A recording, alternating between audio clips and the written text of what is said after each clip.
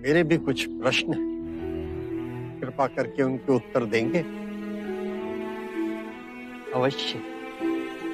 आपका शिक्षण क्या है? आपके सिद्धांत क्या है? वैसे मेरे विषय में मैं कहूं तो मैं किसी सिद्धांत पर भरोसा नहीं करता। आपको अपने सिद्धांतों पर भरोसा ना होने में भरोसा है? क्या आप अपने अविश्वासी होने पर विश्वास करते हैं? ये तो वाक्यों का खेल है। नहीं, ये आपकी बुद्धि का खेल है।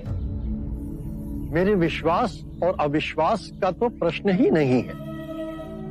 प्रश्न है कि आपके सिद्धांत क्या है।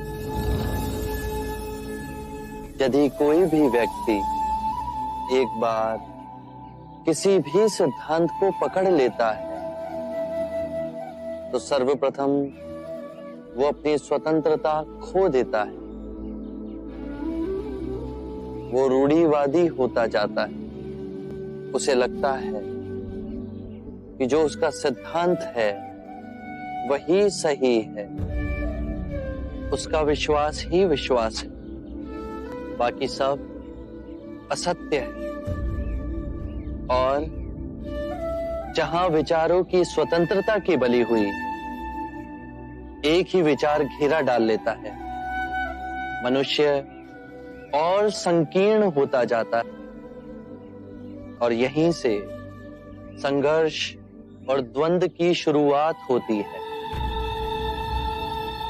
किसी भी बात का विश्वास अविश्वास का भी विश्वास मोह में डालता है। विचारों में बहुत शक्ति है। वो अपनी पकड़ जड़ तक बना लेते हैं और उनसे आसक्ति आत्मिक मार्ग की सबसे बड़ी बाधा है। यदि उसमें उलझे तो परम ज्ञान का द्वार कभी नहीं खुलेगा। यदि आपकी शिक्षा का कोई पालन करता है तो क्या वो भी बंधनों में बंध जाता है? मैं अपने अनुभव की बात कहता हूं। मेरा मार्ग ना सिद्धांत है, ना ही दर्शन शास्त्र, केवल शुद्ध अनुभव है, परम सत्य का अनुभव। परंतु बुद्ध, यदि कोई आपके मार्ग को ही अपना सिद्धांत समझ ले तो? मेरा मार्ग अभ्यास का है।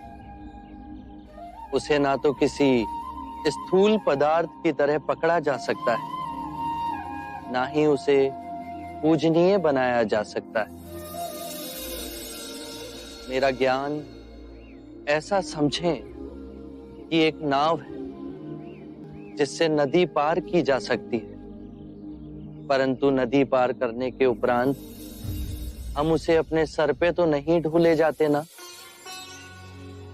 मन करता है कि आपके चरणों में गिर पड़ूं, किंतु अभी भी कोई ऐसी भावना है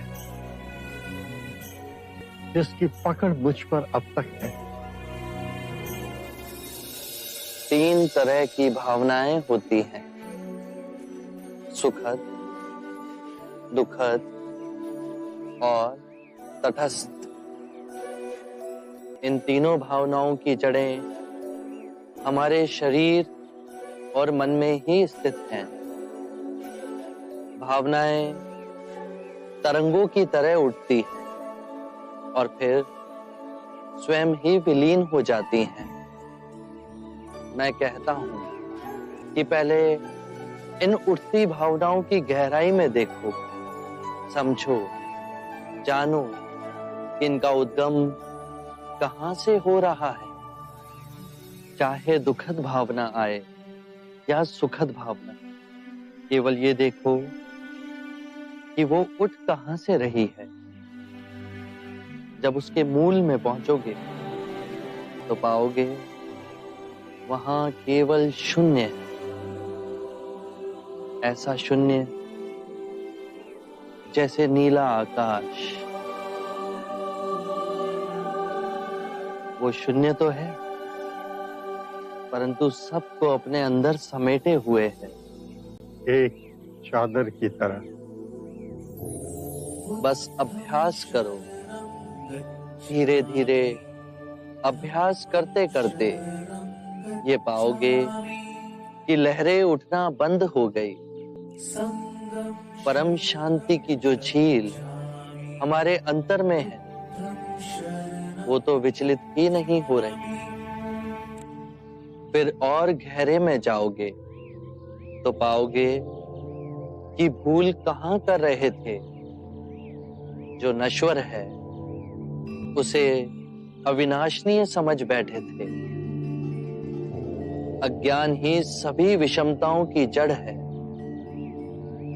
मैं केवल ध्यान की बात कहता हूं। ध्यान से अज्ञान दूर होगा। अज्ञान ना पूजा से, ना व्रत से, ना चढ़ावों से, ना किसी तप से समाप्त होगा। बहुत देर निद्रा में रहे संजय। उठो, जागो, स्वयं को पहचानो।